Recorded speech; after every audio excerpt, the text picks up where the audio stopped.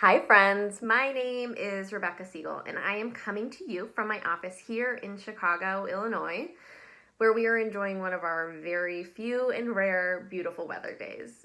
This will make no sense to you in Orange County, but here in Chicago we get like 3 to 5 good weather days a year, and when we have them, we all have to run outside and enjoy them because every other day is either so hot that you feel like you're gonna pass out or so cold that it hurts your skin to be outside. So these very rare moments where it's tolerable outside are like a holiday for us. But anyway, while I'm here with you inside, I'm so excited to talk about my book, To Fly Among the Stars, the hidden story of the fight for women astronauts. Now, I don't know if you can tell from my background here in my office, but I'm a little bit of a space nerd. I've got my Lego Saturn V, I've got some space patches, lots of space books, space magazines, space paintings. I love talking about the history of the American crewed space program. And note, I said crewed, not manned, because women are a really important part of this history. And really their role in spaceflight begins with the women in my book. So before we get started, I just want to give a quick summary of what To Fly Among the Stars is about. So it tells the story of 20 pilots who back in the late 1950s, early 1960s, underwent astronaut testing. Now, 7 of the pilots in the book are men, guys with names like Alan Shepard and John Glenn, people you might recognize. But the other 13 pilots in the book were women. And this is the stuff I really like talking about because this is a big deal. And just to help you understand why it was a big deal that 13 women underwent astronaut testing, I want to give you a quick primer on what life was like for women back in the 1960s. Okay, so this is a time when women were still very much second-class citizens, okay? Women had a really hard time getting a credit card on their own unless they had the signature of a man to sort of verify their trustworthiness.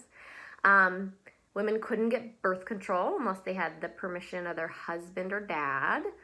Women couldn't get into most Ivy League schools, and even when they got into a college, they had a hard time getting into engineering and medicine programs. You know, like medical schools didn't really want women doctors. There's a story in the book about one of the female pilots who wanted to get into an engineering school, and so she went to a college and applied.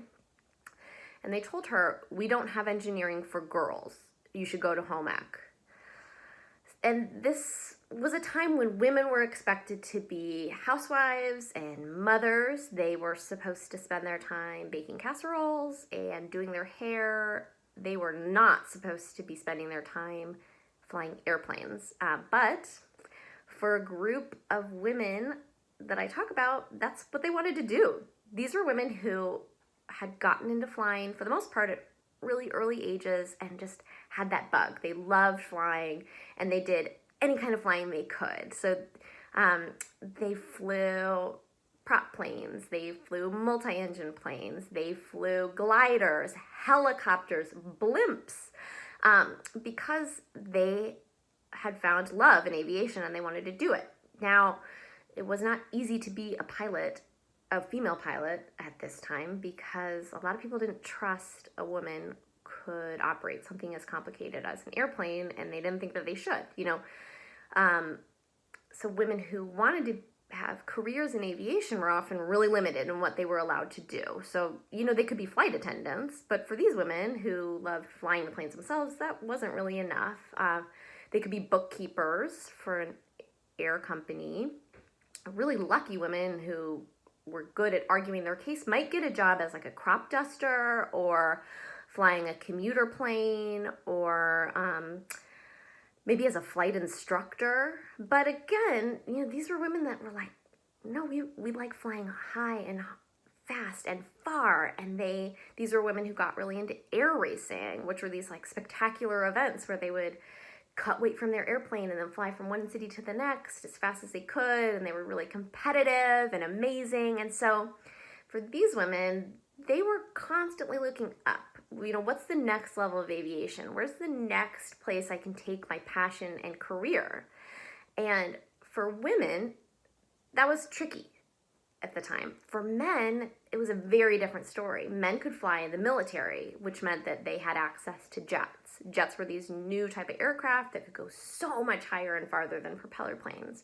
Men could do things like fly for the Navy and do carrier flight, which is when you take off from an aircraft carrier and then you land on the aircraft carrier. It's like really high stakes, really exciting types of flight that were not available to women. And when the prospect of spaceflight entered the lexicon, these were people who really wanted that chance. And so To Fly Among the Stars is going to tell you the story about what happened when these 13 women who underwent preliminary astronaut tests, the same medical tests that the Project Mercury male astronauts underwent and passed, when these women did their tests, they performed very well, well enough, in fact, to suggest that they might not just make good astronauts, but they might make better astronauts than men.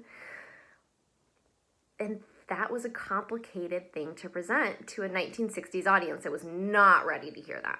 And what's even more interesting is that there were a lot of reasons that women would have made great astronauts back in the 1960s. And this is beyond their skills as pilots and as brave aviators, right? There were just some simple logistical reasons that women would have made good astronauts at the time. So this is a bad example because this is a Saturn V, which is much bigger than what we were talking about at the very beginning, in the Project Mercury days. But this thing on the top is the space capsule, and this down here is the rocket, right? So the space capsule, which back in the story we're talking about was the Mercury, was really small, and it required a very, very compact astronaut. The rocket itself was 82 feet tall, and it was capable of lifting its capsule up into space, but the capsule couldn't be too heavy. So at the time, every additional pound you put into that space capsule took about 1,000 pounds of rocket fuel to boost, okay? Which meant that NASA's rocket scientists were working really hard to strip weight from that capsule. They wanted to make that thing as light as possible so that this thing could do its job. So when you look at these pilots that we have who underwent their testing, you have the men and the women, and the women were weighing less than the men. Now, some of them were weighing 20 pounds less, some were 40 pounds less, some were 60 pounds less than the men, which would have been a big deal for NASA's rocket scientists. But it wasn't just their weight. These were women that were going to require less oxygen, less food, less water for their space flights. So again, it was going to be lighter. But even beyond that, women at the time were showing that they had a higher tolerance for pain, that they could withstand isolation, boredom, heat, all these things better than their male peers. And women had better heart health, which meant that they had fewer chances of having a cardiac incident in outer space. So you have this situation where you have these female pilots who are really driven, really excited about the idea of going into space, who present the perfect picture. They're smaller, they're hardier, they're more lightweight, more compact, and they've done these astronaut tests where they performed really well. And so why do we not see in the 1960s female astronauts hopping on board these early space flights? Well, the story is really complicated, and it gets very, very interesting because when society said, no, we don't want a woman in space, you should go home and bake a casserole, these women were not content with that answer. And so they took their fight all the way to the White House and beyond. And I think you'll be really interested to see exactly how they fought, where they took their fight, and what happened in the end. And I will talk to you about all of that stuff on October 22nd when we see each other. But in the meantime, please read To Fly Among the Stars. You should be able to get it at your school library or public library. If not, Amazon, Indie Books, your local bookseller should have it. And find me on Twitter. I'm Rebecca Siegel 14, or on my website, RebeccaSiegel.org. I really am looking forward to hearing all of your questions. So as you're reading, please make sure to take little notes about things you want to hear more about. I'm happy to talk about my research experience, which involved crashing a movie premiere and learning to fly an airplane. Two things turns out I'm not very good at. Or I can talk about some of the funnier aspects of astronaut testing. I can talk about some of the sad things that happen to some of these characters in this book. Anything you want to talk about, please let me know. So now I'm going to go enjoy my Chicago weather. Please go and enjoy your beautiful Orange County sunshine, and I will see you soon.